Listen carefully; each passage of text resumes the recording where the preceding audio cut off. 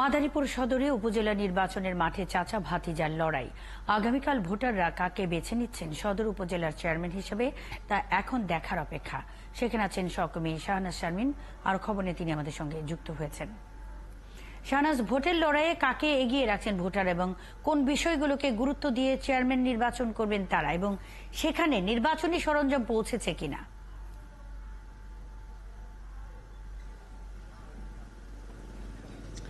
ধন্যবাদ সাইমারা মুন্নি। আপনি যেটা বলছিলেন যে এই আসনে মানে মাদারীপুর সদর উপজেলায় যেটি ঘটেছে, চাচা চলছে উপজেলা চেয়ারম্যান পদে আওয়ামী লীগের প্রেসিডিয়াম সদস্য এবং মাদারীপুর 2 আসনে যিনি সংসদ সদস্য শাহজাহান খান, তার ছেলে আসিবুর রহমান খান তিনি দাঁড়িয়েছেন এবং পাশাপাশি তারই চাচা পাভেলুর রহমান শফিক খান তিনিও দাঁড়িয়েছেন। সুতরাং এই অঞ্চলের মানুষ যেটি বলছেন, মোড়ে মোড়ে আমরা যাদের সাথে কথা বলছিলাম সাধারণ মানুষ, তারা বলছেন যে চাচা ভাতিজার লড়াই চলছে আনারস এবং মোটরসাইকেল মার্কার। একই সাথে ভাইস চেয়ারম্যানে 3 জন প্রার্থী এবং মহিলা ভাইস চেয়ারম্যানে 5 জন প্রার্থী এখানে ভোটের লড়াইতে নেমেছেন। মাদারীপুরের পার্শ্ববর্তী উপজেলা সদরের রাজুরেও নির্বাচন হচ্ছে। আর শিবচর উপজেলা যেটি হয়েছে সবাই অপ্রতিদ্বন্দ্বী, মানে কোনো প্রার্থী না থাকে সেখানে 3টি পদেই নির্বাচিত হয়েছেন তারা, সেখানে কোনো ভোটাভুটি হবে না।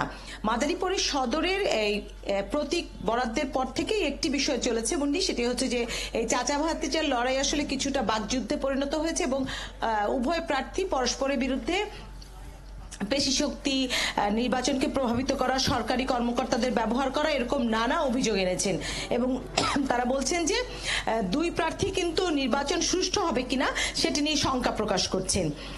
একজন বলছেন যে এমপি সাহেব, বর্তমান এমপি যিনি, তিনি এখানে প্রভাব বিস্তার করবেন।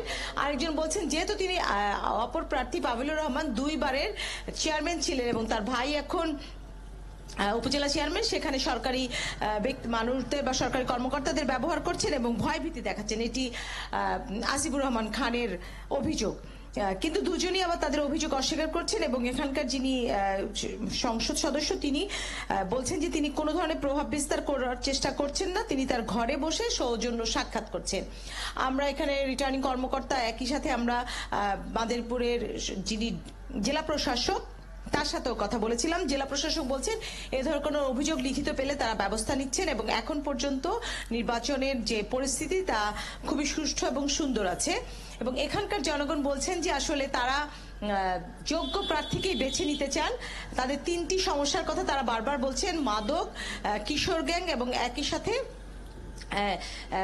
গণপরিবহন যেটি টেম্পু এবং অন্যান্য, সেগুলোতে আসলে কিছু অরাজকতা আছে। তাদের এই কয়েকটি বিষয়কে যিনি গুরুত্ব দিবেন তাকেই তারা ভোট দিতে চান। আমরা একটু এখানে সাধারণ মানুষ দীর্ঘ সময় ধরে তারা আসলে কয়েকটি চায়ের দোকানে আমরা কথা বলেছি, আমরা একটু কথা বলতে চাই যে আসলে সাধারণ মানুষ এই ভোটটিকে কিভাবে দেখছেন এবং তারা এই লড়াইটিকে আসলে বলছেন যে এটি পরিবারের ভিতরেই নিজেদের লড়াই।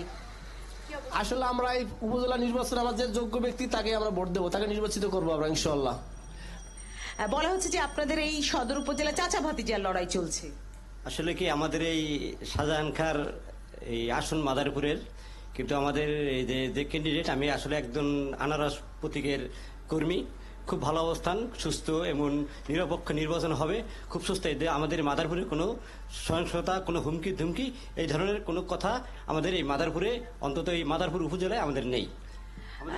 তারা বলছেন যে যারা আসলে নির্বাচনে তাদেরকে আসলে প্রতিশ্রুতি দিচ্ছেন 2 প্রার্থী এবং যারা তাদের জন্য উন্নয়নের কাজ করবেন তাকেই ভোট দিবেন।